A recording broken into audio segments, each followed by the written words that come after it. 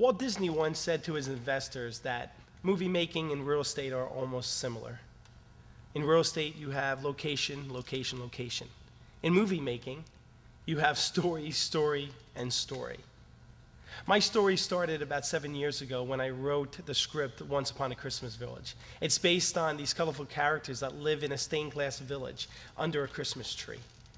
The story is enchanting, and I'm very proud to say that we just finished our 15-minute short film.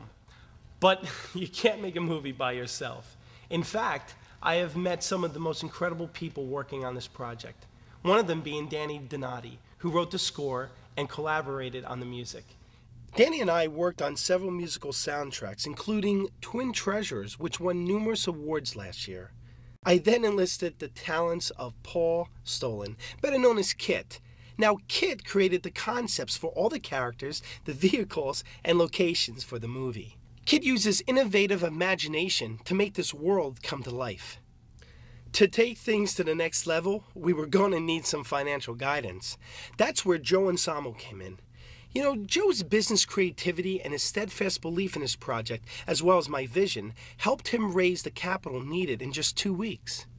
One of the most exciting parts of this whole project was getting the voice talents of Jim Belushi as Santa Claus and Tim Curry as Sir Evil. That took us to London, England. We're here in cheery old England, and in front of Buckingham Palace. That's where the Queen lives, but we're not here to see the Queen, we're here to work with Tim Curry. They will fear me, they will hide, bring their children all inside, 'cause they know what kind of freak I am. Then it was off to LA.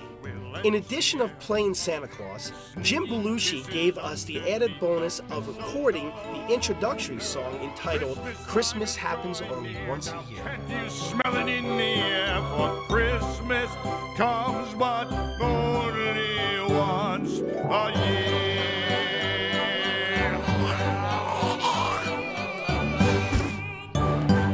Crap.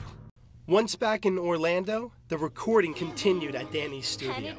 Amanda Davis and I recorded the songs and the dialogue for Troy and Noel. He looked at me, and I don't know what to do. She looked at me. Do you think she has a clue? He is smiling.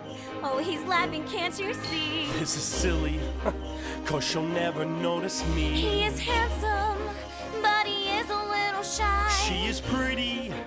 Just go over and say hi. What's he doing?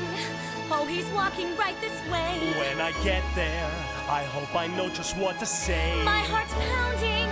Do you think he'll read my mind? All these feelings, I have simply lost my mind. Hello? Over the next few weeks, we would record more voices and replace the temp tracks with a live orchestra. Finally, it was time for the modeling and the animation. So I hired storyboard artist Mark Simon, who helped me plan every detail of every shot. Now, Mark is the author of several books on storyboarding, and he has his own studio right here in Orlando. Really, the biggest issue that storyboard artists always run into is how to get into your head. You know, 'cause every director is different. So working with you is different than the way I'll work with somebody else. Right. So I've got all sorts of tricks. Like with you and I, it's been really fun because we actually acted out. Yes. And that's great. So we're not just sitting down like this and looking at notes. We get up, we're tugging on each other, jumping around. Right. We partnered with a local studio on the back lot of Universal Studios Orlando, and we formed Dream Balloon Animation Studios. Animation supervisor Jeff Sheets assembled a crew of artists who would spend the next 6 months on this project. Kit worked with the modeling crew. They were turning his designs into computer models. Each character had to be modeled and programmed to move and speak. As this was a very theatrical piece, we decided to use motion capture technology. Now, this gives our characters the benefit of a live performance. Those performances were then applied to characters by Dave West. Dave is one of the world's top motion capture experts. He and his crew did captures for all the characters, but my favorite was Sir Evil. That I'm their biggest foe, a scoundrel, a nasty man.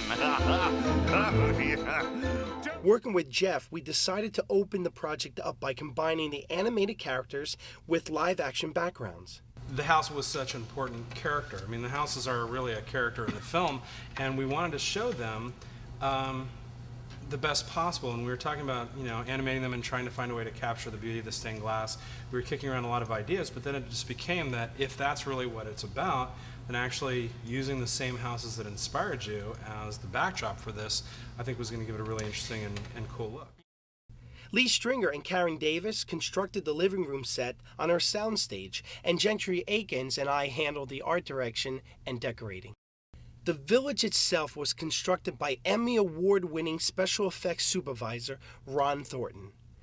Ron and I spent days working out the tiny details to get the models just right for filming.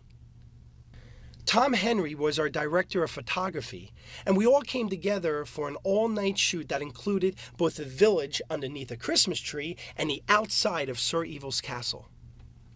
Ron went on to construct the inside of Sir Evil's castle, and we shot that weeks later.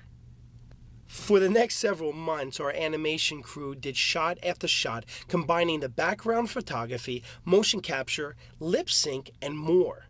They figured out how to animate 8 reindeer, put fur on a spider, and even stop time itself. Well, that's a brief overview of the process. But I would also like to acknowledge that the crew at Soundtracks in New York City created all the sound effects, mixed it with Danny's original score. This short was specifically designed for the film festival circuit. Now, I know it's a little edgy, and it's got a lot of adult humor to it, but the feature film is one that the whole family is going to enjoy. We hope you enjoy watching this film as much as we enjoyed making it.